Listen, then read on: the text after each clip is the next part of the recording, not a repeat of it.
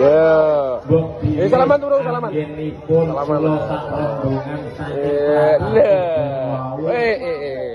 Gadai kesalahan baik sengaja utawi boten.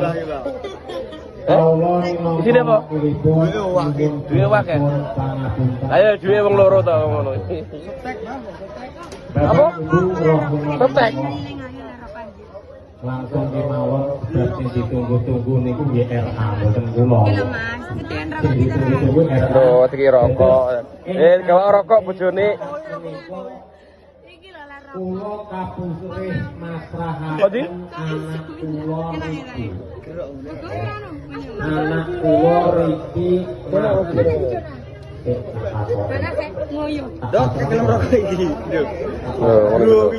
Kalau rokok Mbak Yanti deh, kemati nih ngono lho jane. Nggih. Terus wonten ing detik iki anak kula Riki Martin kula pasrahaken dhateng keluarga Pak Mugianto. Bukan dimaksud dirinya boten. Ontran. Tukang ontran. Terus pundi anggenipun kula wetah anak kula. Kok ngupit no ngono ki? Apa?